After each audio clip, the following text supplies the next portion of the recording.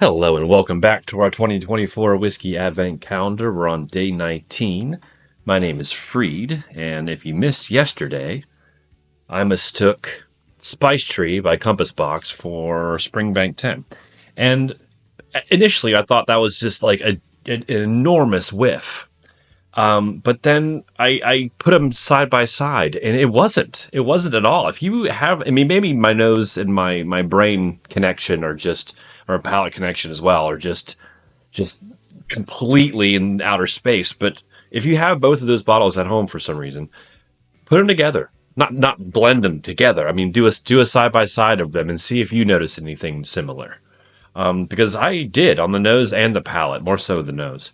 But it was really cool. It was really cool, and I felt a little better about myself afterwards. That's for sure.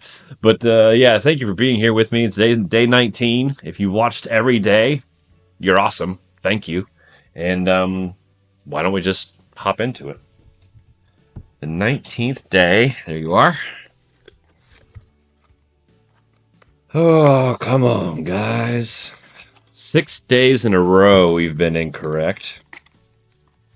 And I don't know why I'm making such a big deal out of numbers. I mean, this is just a lot of fun, and I really hope you have an advent calendar to do, whether it's whiskey or chocolate or coffee or anything like that, because they're a lot of fun. A lot of fun.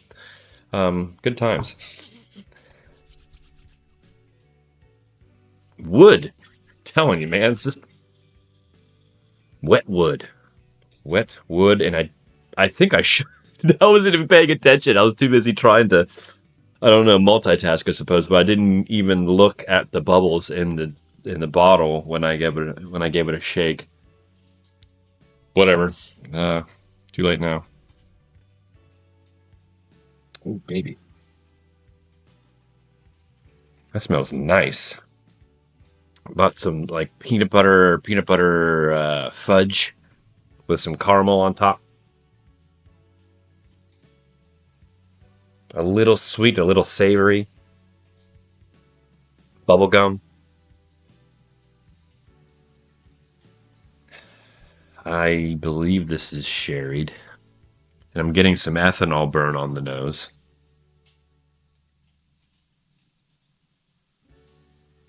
Maybe it isn't sherried. I don't know. I could be off. I'm not sure. It's too early to tell. But it smells really good. I'm getting like some marshmallows.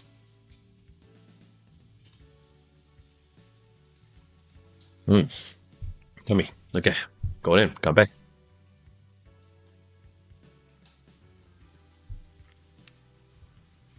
Mm. Mm. Mm. I like that. That's the ABV is pretty high. And I know I've this advent calendar in particular. I mean, I've never have been good at honing in on ABVs, but this advent calendar, I've just been all over the place. But I do feel confident here that this is on the high end. Definitely over 50. I've said that I think at least three other times during this calendar, haven't I? But I feel confident with this one that it's over 50.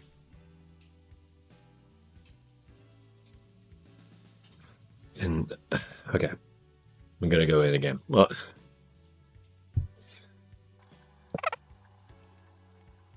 like old dusty bubble gum, a bit of like a rubbery, plasticky new toy note that I get often on sherried whiskeys. It stinks, but it's also kind of cool because the majority of my whiskeys now were purchased in my sherried whiskey phase of just my whiskey life, and so a lot of them are kind of in the same ballpark as far as flavor profiles go. And I've never been that good at differentiating between different sherries, except for like PX and Oloroso. Those I thought I had those dialed in, but I guess with that Glencairn PX, I was way off. I always thought PX was a little sweeter, and the Oloroso was drier, but that Glencairn, there was very little sweetness. I'm getting a little bit of like an earth, like a river rock type of vibe in there. Hmm. What are you?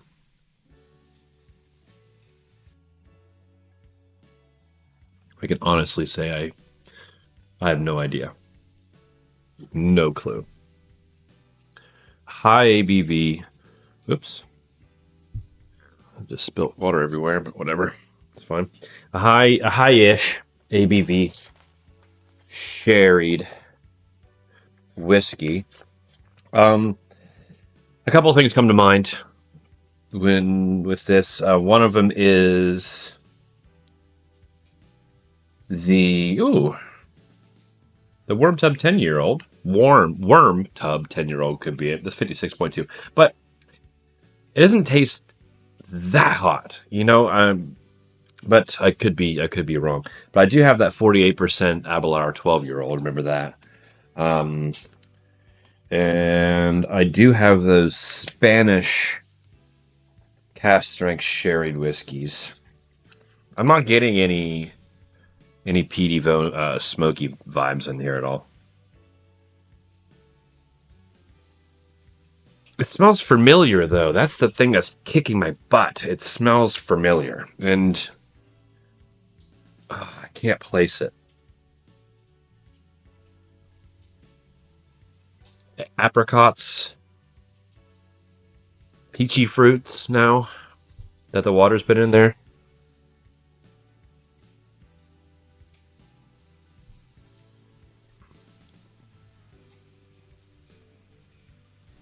This could be the Aaron Sherry cask. I know I have that. That's 50%, isn't it? Let me check. Aaron Sherry cask, 55.8%, so maybe that's a little too hot. That water added, I wouldn't say a much needed bitterness on the end, but it did kind of develop the finish a little bit more than it was before. I'm getting like a department store.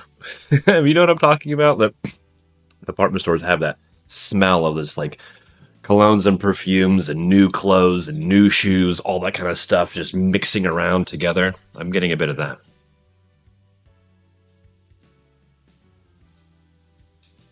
It's kind of a craft shop.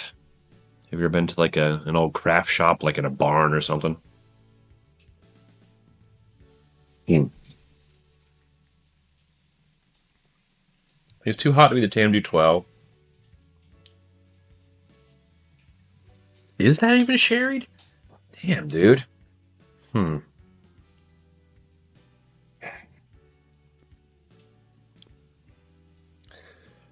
right. I need to just pull the trigger on something. Dingle.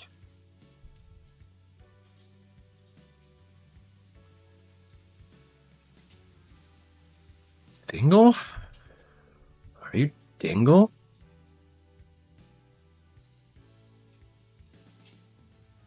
No, I don't think so. All right, I'm just gonna pull the trigger on the Aberlour 12-year-old, 48%. Royal Brockla is way darker than that. Yeah, fine. Let's do it. Loch Lomond. The Loch Lomond 12-year-old. Really? I didn't get any of that kind of machine oil type of industrial vibe out of that I normally do. That's a shame, because I genuinely like that. I had they did a special edition of the Loch Lomond 12-year-old just here in China for the year, the Rabbit, I believe, which was last year, I think. And it was finished in Sautern's cask. Whoa, man, that shit was good. I really, really enjoyed that. I put that down way faster than I should have. All right.